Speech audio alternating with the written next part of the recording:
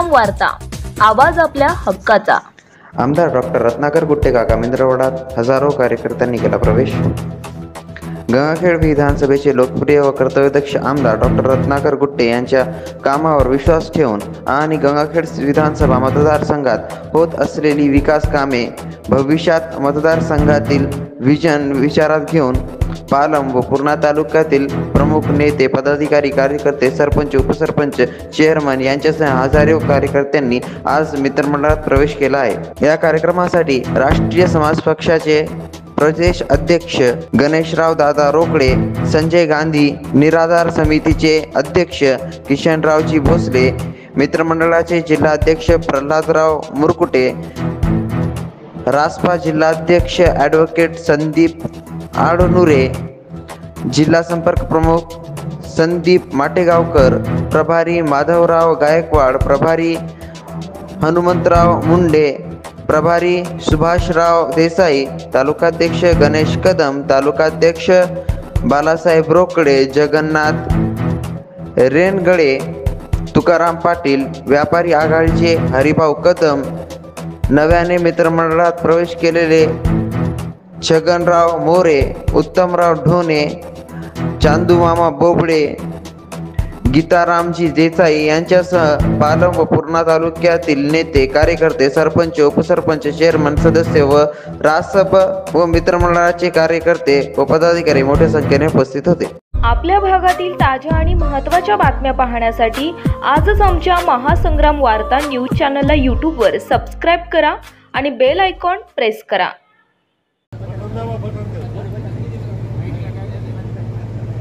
व्यासपीठ सर्वांचे, तुमचे आमचे लाडके, आपले सर्वांचे दैवत माननीय आमदार साहेब, आज अत्यंत आनंदाचा क्षण आहे। वास्तविक पाहता आता चर्चा करताना प्रल्हादरावची चर्चा झाली, 4 वर्ष झाले, 5 वर्ष लागले की माणसं गळतात। माणसं सरपंचाच्या मागचे असो, आमदाराचे असो का नामदाराचे असो, माणसं कमी होतात। हे आपला तुमचा आमचा जन्माचा अनुभव। पण या माणसाचे अपवाद हे वर्ष 5वं लागले आणि माणसाचा ओघ एवढा वाढला, म्हणून या ठिकाणी मी तुमचं सर्वांचं अभिनंदन करतो आणि एक नवीन आज मन लावून टाकतो। मागच्या बारला मी रत्नाकर गुट्टे, आम्ही एक सगळे आमच्या नेत्याने एक शब्द काढला होता, आम्हाला लोक म्हणू लागले तुमचा नेता कोण? तुमचा नेता तर जलत आहे, तुमचा नेता कोण? मग तुमच्याच नेता कोण? आम्ही म्हणलं मी रत्नाकर गुट्टे, आम्ही मोहीम काढली। आज एवढीच घोषणा करतो साहेबाच्या परमिशनने, तुमचा पक्ष कोण? रत्नाकरराव गुट्टे। तुमचा प्रांत अध्यक्ष कोण? रत्नाकरराव गुट्टे। तुमचा राष्ट्रीय अध्यक्ष कोण? रत्नाकरराव गुट्टे। तुमचा आमदार कोण? रत्नाकरराव गुट्टे। तुमचा मंत्री कोण? गुट्टे साहेब। जय हिंद, जय भारत। गुट्टे काका मित्रमंडळामध्ये आमचा प्रवेश झाला असं मी जाहीर करतो आणि इथून पुढे साहेब तुम्ही कुठलीही जबाबदारी द्या, प्रामाणिकपणे आम्ही पार करू, इथं मला अभिवाचन देतो आणि थांबतो। या दोन्ही तालुक्याच्या प्रवेश कार्यकर्त्याच्या प्रवेशाच्या संदर्भामध्ये आज इथं जमलेले संपूर्ण कार्यकर्ते व दोन्ही तालुक्यातून मोठ्या प्रमाणामध्ये इथं आलेले संपूर्ण पदाधिकारी, आज आपल्या मतदारसंघाचे लोकप्रिय आमदार रत्नाकररावजी गुट्टे साहेब यांच्या विश्वासावर, यांच्या कार्याला प्रेरित होऊन दोन्ही तालुक्याचे कार्यकर्ते ह्या ठिकाणी प्रवेश केला आणि मला तर वाटत नाही की आता कुठं कार्यकर्ते शिल्लक आहेत असं वाटत नाही। ही एक कार्यकर्त्याची एक मनोकामना आणि विकासाला पाहून, विकास समोर ठेवून, आता मी तर असं म्हणतो प्रल्हादरावजी, इथं ह्या तालुक्यामध्ये किंवा मतदारसंघामध्ये असा कोणता तोडीचा नेता इथं शिल्लक असेल असं तर मला काय वाटत नाही। जे काही आहे ते फुसकेबार आहेत, ते कुठं जाता नाही मिळाला त्याचा काही भरोसा ह्या ठिकाणी सांगता येत नाही। आणि आमदार साहेब, तुमच्यावर दृढ विश्वास असणारा ह्या मतदारसंघातील सर्व तळागाळातील कार्यकर्त्याची एक फळी ह्या ठिकाणी या माध्यमातून मोठ्या प्रमाणामध्ये ह्या पणमाला निर्माण झाली आणि खरोखरच तुमचं कौतुक तुमच्या समोर नाही तुमच्या कार्याला एक सलाम म्हणून मी एक या ठिकाणी आणतो. तुम्हाला पाहून, तुमच्या कार्याला, तुमच्या कामाला पाहून हे सगळे लोक इथं तिन्ही तालुक्याचे प्रेरित झालेले आहेत. आणि काम करणारा आतापर्यंत असे हे विकासाचे कामं कोणीच केले नाही. तुम्ही तुमच्या काळामध्ये कामं केलेत म्हणून तुमच्या खुश होऊन हे लोक सगळ्या ठिकाणी आपल्या मित्रमंडळामध्ये प्रवेश केलेला आहे. आणि पुढच्या काळात सुद्धा लोकांना तुमच्याकडून अपेक्षा आहे किंवा पुढच्या काळात तुम्ही तर आमदार होणारच आहेत. काळ्या दगडावरची पांढरी रेषा आहे आणि त्याच्याकरता पुढच्या काही कामं राहिलेले शिल्लक असतील ते पुढच्या काळामध्ये प्रत्येक गावाचा, प्रत्येक तालुक्यातल्या, तिन्ही तालुक्याचा, त्यांच्या गावाचा विकास होण्याकरता म्हणून ही जे मित्रमंडळामध्ये प्रवेश करण्याची ही घोडदौड. ये तो अभी आमदार साहेब झाकीये, पिक्चर तो अभी बाकी आहे. पुढं बघा, पुढं काय काय होईल पुढच्या 2 महिन्यामध्ये. आणि या ठिकाणी बराच वेळ कार्यकर्ते इथं तडकळत बसलेत आणि सगळ्यांना भुका लागल्या. भुकाचा टाइम आहे दुपारचा. आणि या ठिकाणी मी माझ्या वाणीला विराम देतो. आणि या ठिकाणी कोण बोलणार आहे? तुम्ही बोलणार का? आमदार साहेब या ठिकाणी आपल्याला यथोचित सविस्तर मार्गदर्शन करतील. त्याबद्दल तुम्ही शांततेने ऐकून घ्या. आणि कार्यक्रम झाल्याच्या सर्वांनी टाळ्याचा कडकडाट आपण या ठिकाणी करावा. विजय असो, विजय असो. धन्यवाद. गंगाखेड विधानसभा मतदारसंघात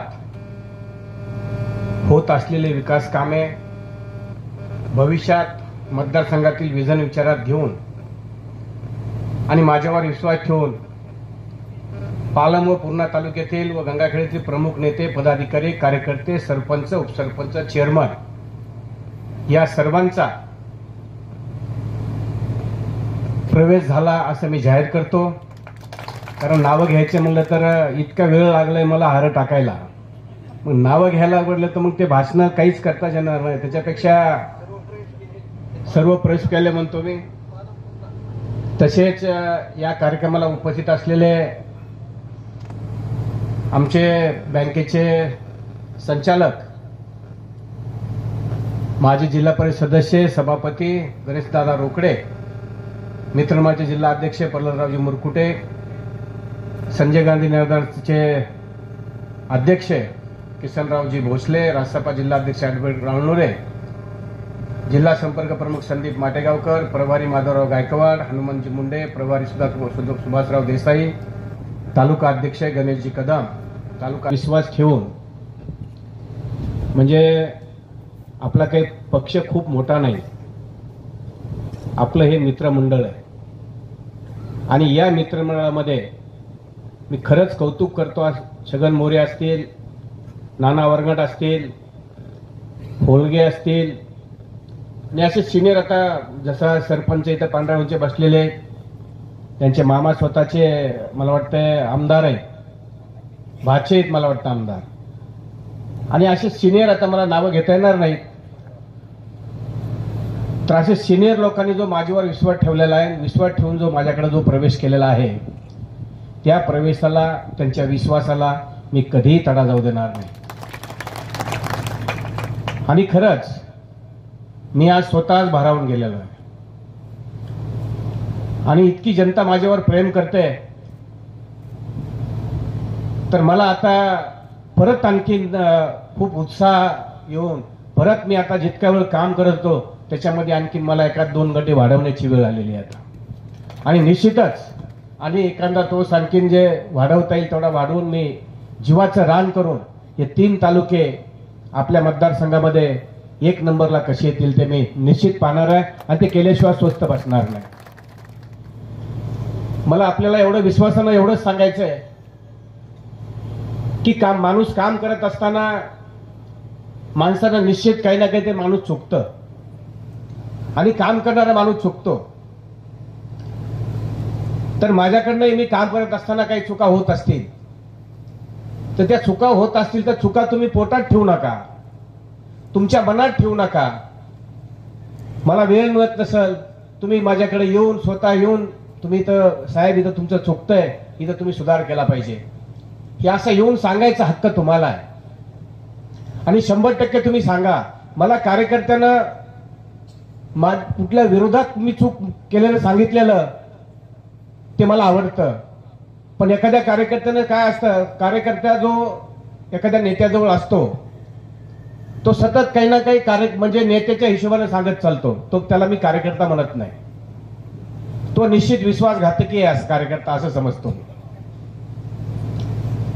म्हणजे कार्यकर्त्यानं नेत्याची चूक काढली पाहिजे, चूक दाखवली पाहिजे. जिथं चूक आहे तिथं चूक आहे म्हणलं पाहिजे.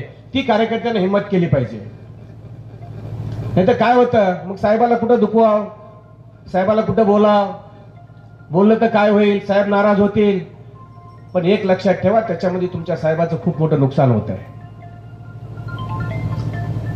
आणि वेळ निघून गेल्याच्या नंतर पुन्हा जर आपण म्हणून गेलो की बघा साहेब आपण तिथं चूक केली, इथं चूक केली, हा प्रॉब्लेम झाला, तो प्रॉब्लेम झाला, आपण हे करायला नव्हतं पाहिजे, ते करायला नव्हतं पाहिजे, हे नंतर सरप निघून गेल्याच्या नंतर म्हणतात ना, त्या फटीवर काटा घालण्यात अर्थ नसतो.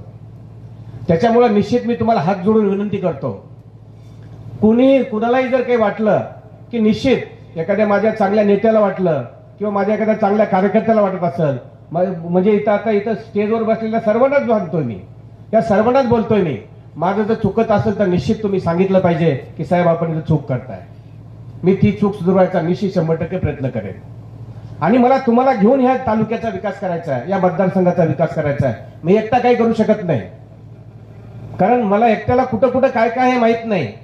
फक्त सांगितले कुठं रस्ता खराब आहे, कुठं काय खराब आहे, कुठं कसं आहे हे मला माहित नसतं.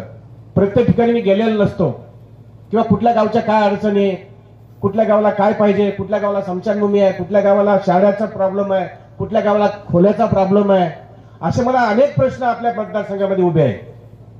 तेवढ्या प्रश्नाला जर आपलं काम करायचं म्हणलं तर तुम्ही सगळ्यांनी मिळून आपण काम केलं पाहिजे. आणि आपण सगळ्याच्या सहकार्याने काम केलं पाहिजे. या मताचा मी नेता आहे, कार्यकर्ता आहे.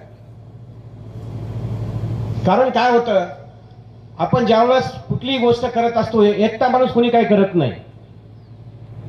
मी एकटा सगळं काही करायचं म्हणलं तर काहीच होऊ शकत नाही. याला कार्यकर्त्याची साथ लागते आणि सच्च्या कार्यकर्त्याची साथ लागते. मग एखाद्या वेळेस काय होतं, अवघातानं बऱ्याच काही गोष्टी माझ्याकडून चुकत असतील, म्हणजे कुणाला फंड दिला असेल, कुणाला दिला नसेल, काही माझे पुराणे कार्यकर्ते ते आता माझ्याकडे कधी आलेच हीच ना, भेटच ना, माझ्या लक्षात राहत नसतं. आता इकडे जेवढे आता प्रवेश केलेला आहे, आता एखाद्यानं मला लागलीच फोन केला किंवा मी असा प्लॅन प्रवेश केलाय, तर मी लागलीच काम जे काय काम असेल करायचा मी प्रयत्न करेन. पण कधी 2-3 महिन्यानं मी आता मला जर म्हणजे साहेबाचा साधा फोन पण आला नाही.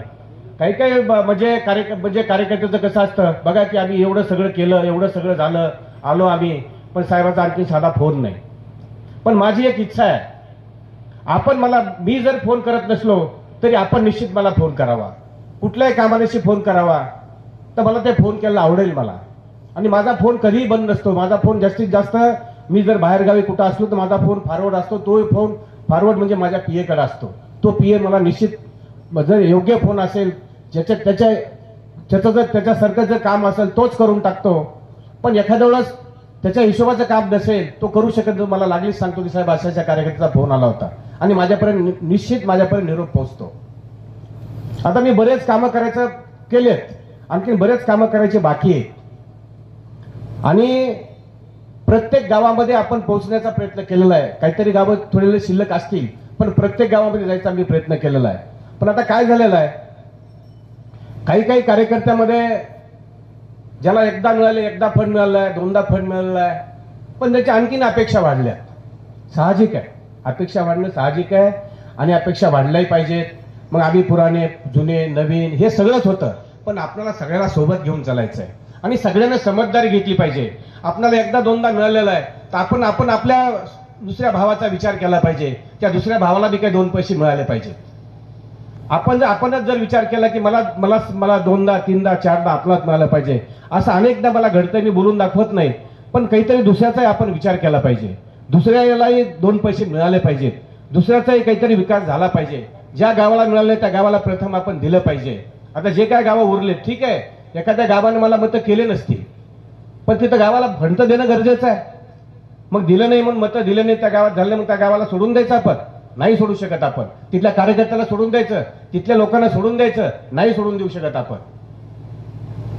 उलट कमीत कमी मी तर म्हणतो की आणखीन विरोधक जरी कोणी असला, मी विरोधकाचे काम करतो माझ्याकडे आल्याच्यानंतर, मी त्याचं काम नाही म्हणत नाही. मला कधी कधी माझे कार्यकर्ते सांगते, साहेब यांनी भूतावर आपल्या उभा टाकून आपला फार विरोध केलेला आहे, तुम्ही त्याचं काम करताय. हो, करतोय. आपल्याला केलं पाहिजे. मी आता जेवढे आता समजा या मतदारसंघामध्ये 4 लाख 5 लाख लोक आहेत, त्या सगळ्यांचा मी आमदार आहे. त्याच्यामुळे ते कुणी जरी आलं तरी काम जर केलं तर काम वाया जात नाही. त्यानं त्यावेळेस आपल्या मागच्या वेळेस समजा आपल्या बूथवर भांडणं केलंय, आपला कट्टरचा विरोध केलेला आहे, पण आता जर आपण काम केलं, पुढच्या त्या गावामध्ये थोडं तरी विचार करील ना. तो विचार करणार ना थोडा तरी, अरे यार आपण एवढा सगळा विरोध केला, साहेबांकडे गेलो आणि साहेबांनी काम पण आपलं केलं आणि आणखीन आपण त्यांना विरोध कसा करावा, हा मनात त्याच्या निश्चित विचार येईल आणि तो विचार निश्चित येतो. त्याच्यामुळे आपण सहजासहजी आपण सगळ्याला सामावून घेतलं पाहिजे. विरोधक असतात आणि विरोधक असल्याशिवाय एका गाडीचे 2 चाकात विरोधक असतोच. विरोधक असल्याशिवाय ते चालत पण नाही. गाडी कशी चालणार आहे? म्हणजे सत्तेचं दुसरं चाक विरोध आहे. त्याच्यामुळे ते असलंच पाहिजे, पण इतकं नसलं पाहिजे. माझं तर मत आहे की इलेक्शनच्या टाइममध्ये इलेक्शन झालं पाहिजे. तुम्ही किती इलेक्शनच्या टायमाला इलेक्शन ज्या आपल्या अटीतटीचं करा, गावातल्या सरपंचाचं असेल, पंचायत समिती असेल, जिल्हा परिषद असेल किंवा आमदारकी असेल, लोक कुठलीही असेल, पण जेव्हा इलेक्शन संपतं त्यावेळेस आपण भाऊबंदीकीने राहायला पाहिजे. कधी कधी कोण्या गावात आजही प्रॉब्लेम आहे. समजा मी आता माझा कार्यकर्ता आहे पण तिथला सरपंच नाही आणि मी कार्यकर्त्याला पैसे टाकले की तो काम करू देत नाही. हे बऱ्याच ठिकाणी मला बऱ्याच ठिकाणी असं बघायला मिळालं. पण तिथं मग मी त्याला बोलून घेऊन समजवतो, बाबा ठीक आहे, दोघे मिळून करा, काही करा. मी तर प्रत्येक सगळ्या गोष्टी माझ्या मनामध्ये एवढं आहे की मी सगळ्यांना सामावून घेण्याचा मी प्रयत्न करत असतो आणि विरोध राहू नये. विरोध निश्चित राहावा, इलेक्शन पुरता विरोध राहावा आणि निश्चित राहावा, तो राहिलाच पाहिजे. पण इलेक्शन झाल्याच्या नंतर गावात बी 2 पार्ट्या जरूर असतात, 2 विरोधक जरूर असतात. सरपंच जे कोणी झाला त्याला 5 वर्ष आरामशीर त्यानं काम करू दिलं पाहिजे त्याला आणि सोबत राहून काम केलं पाहिजे त्याच्या. पण काय होतं आपल्यामध्ये फारच कधी कधी कोण्या गावामध्ये चांगली परिस्थिती बी आहे, कोण्या गावामध्ये परिस्थिती तशी नसते. मग नसते त्याला काय विलाज नसतो कुठला. आपण जेवढा सुधारायचा प्रयत्न करतो तेवढा आपण केला पाहिजे, पण सुधारतच नाही कोणी तर त्याला काय गत्यंतर, त्याला काय पर्याय नसतो. आणि खरं पाहिलं म्हणजे आज या मतदारसंघामध्ये मी जे काम करतोय हे आपण दिलेल्या आशीर्वादामुळे आज मी इथं उभा राहून मी तुमचं काम करतोय. तुम्ही जर मला आशीर्वाद दिला नसता तर मी काम करूही शकलो नसतो. आज जवळजवळ पूर्णेमध्ये मी अभिमानानं सांगतो, मी तुम्हाला मागच्या 50 वर्षामध्ये जेवढे कामं झाले नाहीत तेवढे आज पूर्णेमध्ये रोडचे काम आहेत. प्रत्येक काम मी तिथे स्टेट हायवेचं तर एकही स्टेट हायवे उरला नाही. पूर्णेमध्ये उरला नाही, पालममध्ये उरला नाही, गंगाखेडमध्ये उरला नाही, एकही स्टेट हायवे उरला नाही. जेवढे स्टेट हायवे होते तेवढ्या स्टेट हायवेवर आपण पैसे आणले. कुठं रोड चालू आहे, कुठलं काम संपलेत, कुठलं टेंडर होणार आहे, अशी परिस्थिती आहे. आणि रोडचं झालं त्याच्यानंतर आपण गावामध्ये जे काय रस्त्याची कामं असतात, नाल्याची कामं असतात, हेही कुठं कुठं द्यायचा मी प्रयत्न केला. आज जवळजवळ मी 40 कोटीच्या आसपास 25-15चा निधी दिलाय आणि सगळ्या कार्यकर्त्यांना दिलाय. आणि मला वाटतं जवळजवळ माझ्याजवळ जेवढे कार्यकर्ते तेवढ्या कार्यकर्त्यांना मी पैसे असं म्हणजे असं मला वाटतं. कधी विसरून राहिले असतील जे मला न कळत राहिले असतील, पण सगळ्या कार्यकर्त्यांनी द्यायचा प्रयत्न केलाय. 25 कोटीचा निधी जवळजवळ माझा निधी आहे, तो निधी मी दिलेला आहे. त्याच्यानंतर गेल्या जिल्हा परिषद 40 कोटीचा निधी होता जिल्हा परिषदचा, तो 40 कोटीचा निधी आपल्याच मतदारसंघामध्ये दिला. मग तिथं स्मशानभूमी माझ्या इतक्या म्हणजे काळामध्ये जेवढ्या स्मशानभूमी झाल्या तेवढ्या मागच्या कुठल्या काळामध्ये आज जवळजवळ कमीत कमी 160 का 65 स्मशानभूमी झाल्या.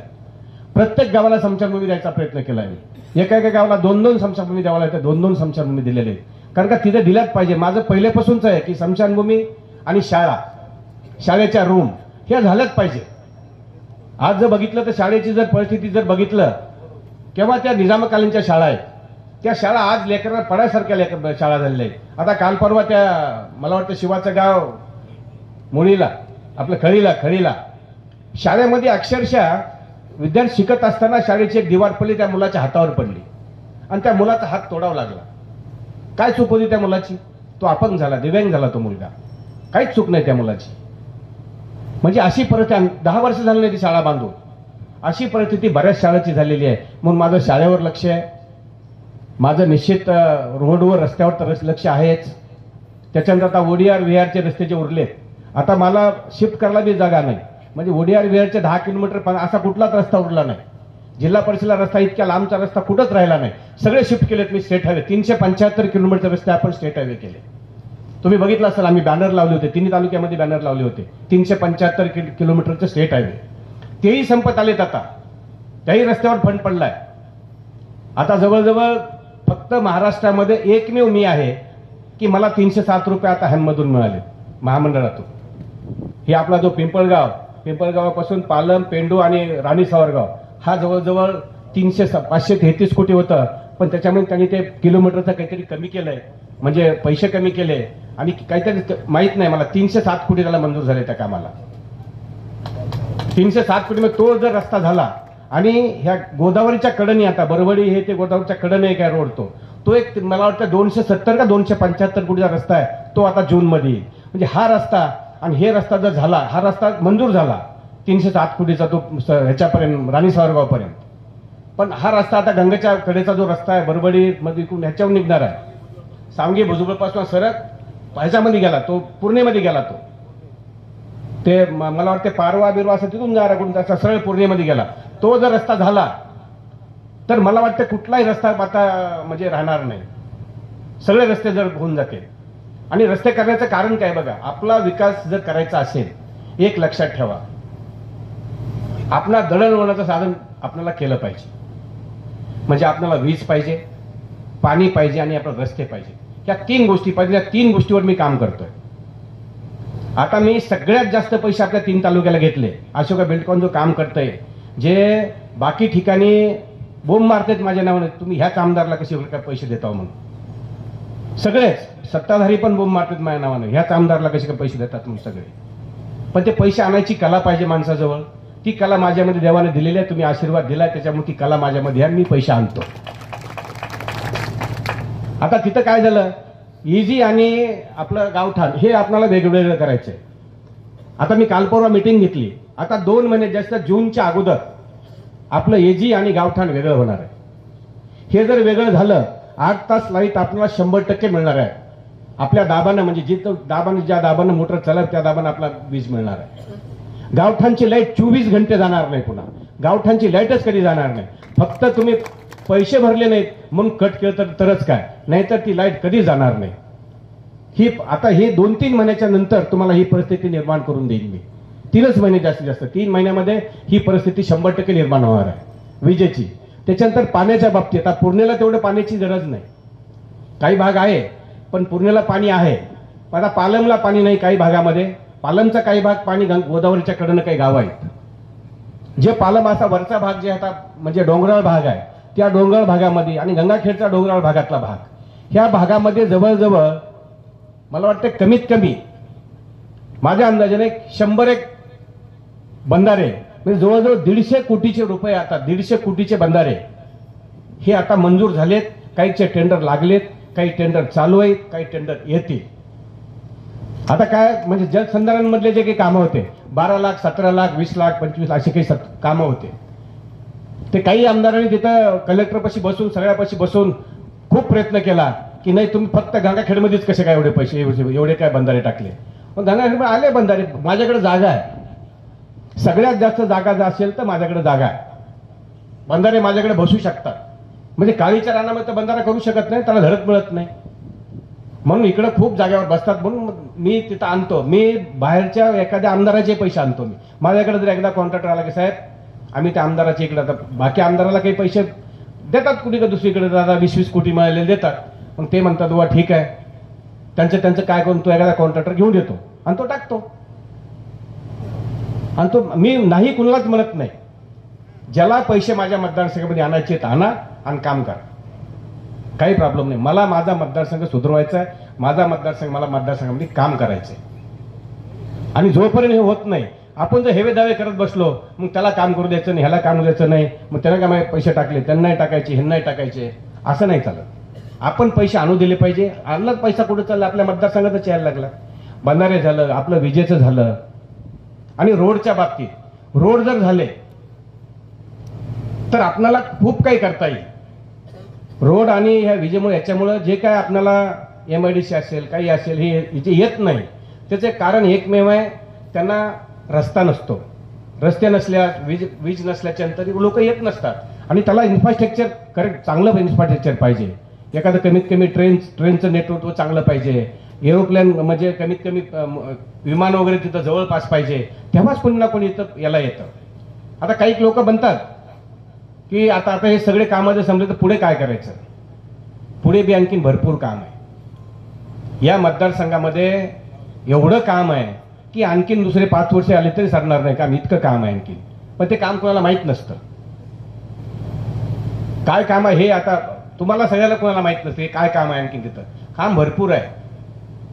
आज जर तुम्हाला सुखी राहायचंय, तुम्हाला तुमच्या मुलांना शिकवायचंय चांगल्या शाळेमध्ये, प्रत्येक इथं बसलेल्या सगळ्या माणसांना जेवढे त्यांना सगळ्यांना वाटतं की माझे मुलं कुठेतरी चांगल्या शाळेत शिकले पाहिजेत, IAS IPS डॉक्टर इंजिनियर हे बनले पाहिजेत. पण हे बनत नाहीत. ह्याचं कारण काय? त्याचं कारण एकमेव असं आहे की त्याच्या खिशात पैसे शिकवायला लेकराला नसतात. पैसा झाल्यात कोणता आई वडील खर्च करणार नाही मुलांना शिकवायला? सगळेच खर्च करतील. नसल्यास काय करतील?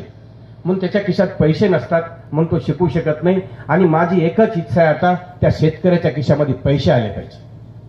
म्हणजे कुठल्या ना कुठल्या कशा ना कशा मार्गाने पैसे येतील ते मी आता प्रयत्न करणार आहे. पैसा तुमच्याजवळ कसा येईल? म्हणजे तुम्ही शेतीवर तुमचं काही भागणार नाही. शेतीवर तुमचं पोट भरू शकतं. पण शेतीवर पोट भरून तुमचा दिवाळी आली, दसरा आला, आणखी सणवार आला, त्या सणावारला काहीतरी कपडे लत्ते नवे करावेत किंवा काही करत, ही तुमच्याजवळ पैसा येणार नाही ते करण्यासाठी. आणि हे जर करायचं असेल त्या शेतीला जोडधंदा असणं फार आवश्यक आहे. शेतीला जोडधंदा आवश्यक, 100% आवश्यक आहे. पण हे जोडधंदा करायचा बी असेल तर तो प्लॅनिंगने जोडधंदा करावा लागेल. तो जोडधंदा केला तो टिकला पाहिजे. तो जोडधंदा सक्सेसफुल झाला पाहिजे. आज आपल्या इथं जवळजवळ बाहेरनं कमीत कमी 3-4 लाख लिटर दूध बाहेरनं येत आहे, आपल्या जिल्ह्यामध्ये येतं. ते दूध आपल्याकडे का तयार आपण करू शकत नाही? त्याची पूर्ण लिंक लागली पाहिजे दुधाची. काय असतं, कधी बी मोठा मासा छोट्या माशाला जगू देत नाही, खाऊन टाकतो. तुम्ही ओळखून घ्या. एखादा दूध डेअरीवाला आहे, मोठा डेअरीवाला आहे, त्याचा धंदा चालू आहे, तो इथं काही थोडं छोटे मोठे धंदे चालू देत नाही कधीच. त्याला जर टसल द्यायची म्हणलं तर त्या हिशोबाने उतरावं लागतं. आणि त्या हिशोबाने उतरून आपण ते तसं स्थापन करावं लागतं. हे जर केलं तर दुधाचा जर आपण दूध डेअरीचा व्यवस्थित जर धंदा चालू केला तर खूप चांगलं होणार आहे. पण त्याला वेळ लागेल. त्याला करायला लागेल म्हणजे त्याला जरा व्यवस्थित केलं तरच होईल ते. कारण आपल्याला सवय नाही आणखीन जनावरं पाळायची. आपल्या तर जिल्ह्यात कुठं सवय आहे जनावरं पाळायची? सवय नाही आपल्याला. दुधाचा व्यवसाय करावा असं किती जनावर मला सांगा आपल्या जिल्ह्यामध्ये वाटतं? हे आमच्या जे वाड्याचे काही लोक आहेत, फक्त 1-2 गावं आहेत. ते बी त्या 1-2 गावामध्ये फक्त तेवढं वाटतं त्यांना की दुधाचा दह्याचा वगैरे तेवढं करतात. जे करणार आहे तेवढे करतात. हा एक व्यवसाय, आपण दुधाचा व्यवसाय आपण चालू कशा प्रकारे करायचा त्याच्यावरही माझा विचार चालू आहे. आणि दुसरा, आपण एक इन्व्हेस्टमेंट, थोडीशी इन्व्हेस्टमेंट जर शेतकऱ्यानं करायची ठरवली तर त्याला मी सहकार्य आतापासून करू शकतो. मी प्रत्येक ठिकाणी बोललेलो या गोष्टीला. आपला शेळी पालन हा बिझनेस फार खूप चांगला आहे. आणि आपण ठरवलं किंवा बंदिस्त शेळी पालन करायचं तर ते 100% तुम्ही त्याच्यामध्ये सक्सेस होतात. दरवर्षी डबल पैसे होतील. दरवर्षी. उदाहरण, आता मला वाटतं की 10-11 शेळ्या आणल्या होत्या. छगनराव, आता खंडीभर शेळ्या मोठ्या झाल्या आणि दुसरे खंडीभर पिले झाले 10 शेळ्याचे. किती दिवसात? 1 वर्ष, वर्ष नाही तर 1.5 वर्ष झाला असं. इथं बाजूला ह्या शेडमध्ये असतात शेळ्या. म्हणजे इन्व्हेस्टमेंट किती आहे त्या शेळ्यांची? म्हणजे जास्तीत जास्त 1,00,000-2 लाख रुपये.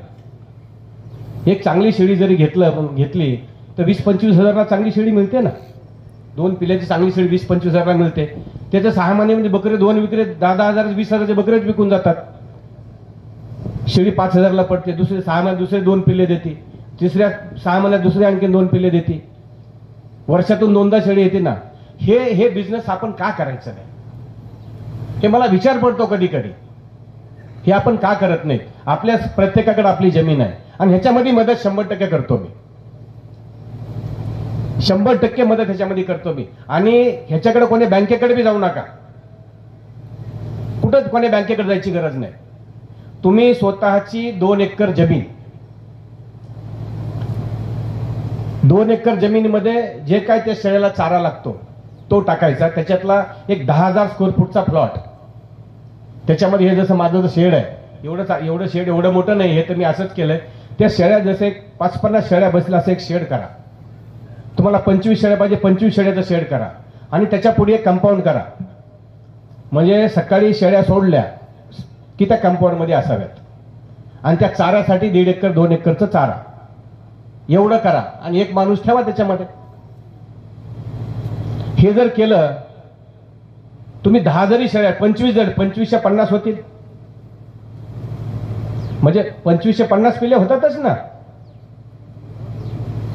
6 महिन्यात होते. दुसऱ्या 6 महिन्यामध्ये 100 होते.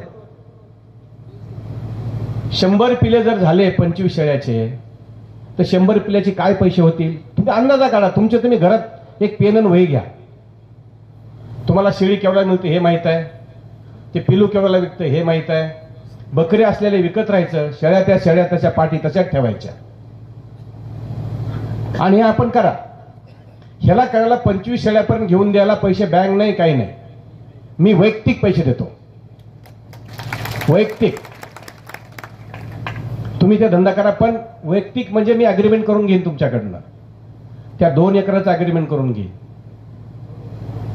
त्याला तिथं पाणी असलं पाहिजे सगळं असलं पाहिजे. शेड तुम्ही तयार केलं पाहिजे. मी येऊन बघाल. आता मी एक फॉर्म काढलाय. मी काही तसं असं नाही. आता एक फॉर्म काढलाय मी. त्या फॉर्म मध्ये बी त्याच्यामध्ये सगळं लिहिलेलं आहे. तुम्हाला जामीनदार 2 द्यायचे. ते 2 एकरचं अग्रीमेंट माझ्यासोबत करायचंय. एक कंपनी असेल त्या कंपनीसोबत 2 एकरचं अग्रीमेंट करायचंय. आणि ते अग्रीमेंट केल्याच्या नंतर तुम्हाला 25 शेळ्याला पैसे दिले जातील. शेळ्या घेऊन दिल्या जातील. डॉक्टरची आम्ही सगळी व्यवस्था करू. डॉक्टरची व्यवस्था करता येईल. त्याची काही प्रॉब्लेम नाही. फक्त त्याच्यामध्ये कंडिशन एकच. 25 शेळ्याचे 50 पिल्ले झाले. समजा 25 बकरे आणि 25 पाटी. त्या पाटी तुम्ही 6 महिने सांभाळायच्या आणि दुसऱ्याला त्या 25 पाटी दुसऱ्याला द्यायच्या. त्याचे पैसे घेऊ आपण. ते बोर्ड तिथंच राहील. ते तुमचं बोर्ड राहील. दुसऱ्याचं तिसऱ्याचं ते बोर्ड राहील. म्हणजे असं आपण अशी चेन बांधित चालायची. कसा मतदारसंघ म्हणजे सुधारत नाही मला सांगा. हे जर आपण केलं. आता हे माझ्या कार्यकर्त्याला मी हमेशा बोंबलवतोय. मी असं नाही. कंटिन्यू माझं सांगणं सगळ्याला प्रत्येकाला प्रत्येक भाषणामध्ये सांगतोय. कुठं बी सांगतोय. त्याच्यानंतर मी भेटायला आले तरी सांगतोय. त्या बंजारा समाजाला सांगितलं. हे सगळं सांगितलं. आम्ही आता एक कमिटी बनवली आहे. 7-10-11 लोक आहेत त्याच्यामध्ये. सगळं केलंय. पण पुढं कोणी येत नाही. ही जर चेन आपल्या मतदारसंघात जर बांधली तर मला सांगा काय कमी पडणार आहे तुम्हाला? तुम्हाला हिशोब करून दाखवतो. सर आता भूका लागली असेल तुम्हाला पण थांबा जरा. तुम्हाला हिशोब करून दाखवतो. आता 25 शेळ्याला किती पैसे लागतील? 20,000 रुपयाला शेळी घेते तर 2 पिल्लेवाली 20,000 शेळी 5 लाख. हे 5 लाख लागले. ते 5 लाख लागते. इंटू करा. केलं?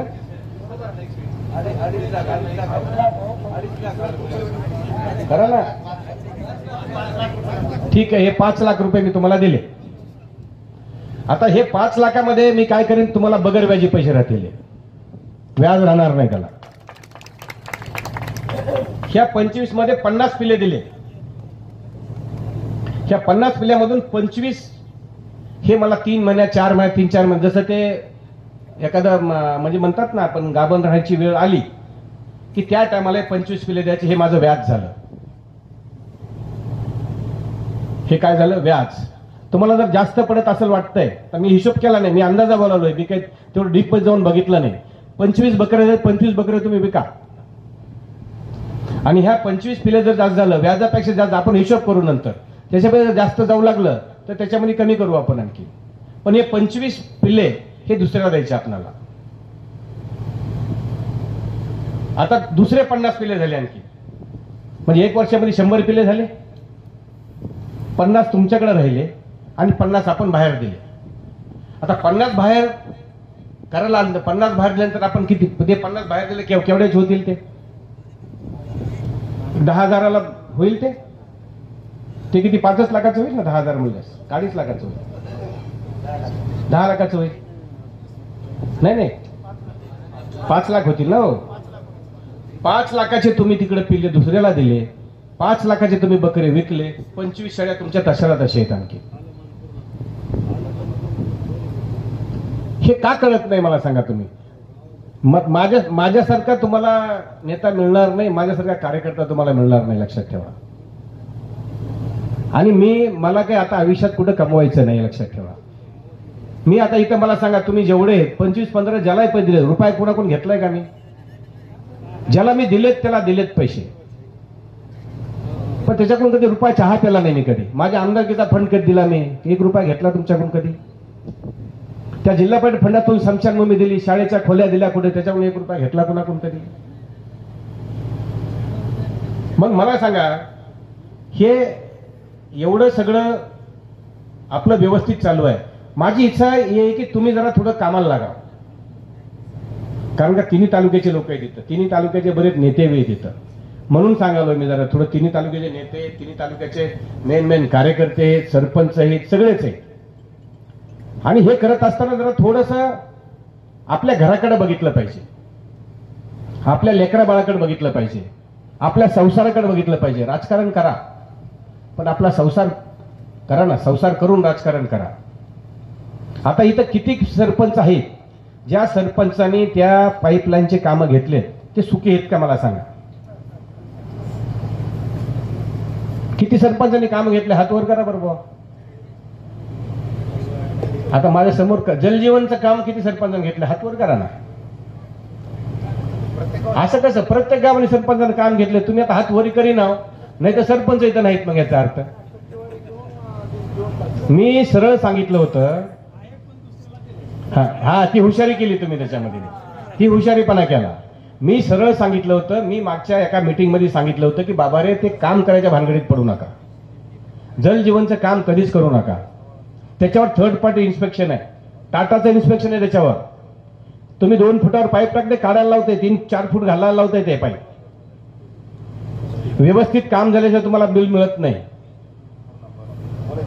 म्हणून मी सांगितलं होतं, तुम्ही न काम करता ते काम करायला, ते काय पहिल्यांदा ठेकेदार म्हणणार 3 कोटेशन भरावं लागते, बरोबर आहे?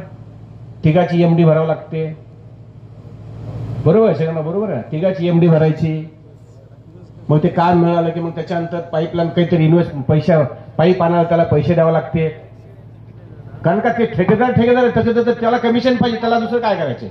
3-4%, 5% जे काय कमिशन घेईल ते कमिशन घेईल, बाकी काम तुम्हाला करायचे. आणि तुम्ही ते काम करू शकत नाही. पैसे मिळाले, थोडं इकून तिकून आणतात, का सरपंच का पैसे असतात का? आधीच त्याची पूर्ण कमर मोडून गेली असते इलेक्शन मध्ये. निवड 10-12 लाख, 15 लाख, कोणाची 15-25 लाख कधी कोण्या ग्रामपंचायतला गेली. 40 लाख रुपये करून तो करतो. त्याच्यामुळं अक्षरशः तुम्ही त्या गोष्टी केल्या पाहिजेत आणि जोडधंदा तुम्ही केला पाहिजे, या मताचा मी आहे. आणि खरंच जोडधंदा तुम्ही चालू कराल, मग तुम्ही कुठलाही करा, दुधाचा करा किंवा शेळ्याचा करा. अहो ते वरापाला तुम्ही जे माझ्यावर उपकार केलेले आहेत ते उपकार कधी विसरणार नाही आणि कधी उतून मातूनही कधी जाणार नाही. आणि उपकाराची परतफेड 100% करायचा प्रयत्न करणार आहे, पण ती उपकाराची परतफेड माझ्यानं होणार नाही. कारण उपकार तुम्ही एवढा मोठा केलेला आहे, तो उपकाराची परतफेड करणं शक्य होणार नाही. पण मी प्रयत्न 100% करेन. आणि तुम्हाला आणखीन एक एवढा शब्द देतो, मी तुमची कधी मान शर्मेने झुकल असं कधी कृत्य करणार नाही. तसं कधी वागणार नाही. आणि शेवटी तुम्हाला एकच बोलेन की मला स्वतःचा परिवार निश्चित आहे, पण आता हा 3 तालुका माझा परिवार आहे. या परिवारासाठी रात्रंदिवस काम करायची इच्छा, हा परिवाराला खुश ठेवायची माझी इच्छा आहे. हा 3 तालुक्याचा माझा परिवार खुश राहावा याच्यासाठी रात्रंदिवस मी काम करेन, एवढं तुम्हाला शब्द देतो आणि थांबतो. जय हिंद, जय महाराष्ट्र. आता इथंच मला वाटतं जेवायची व्यवस्था केली असेल.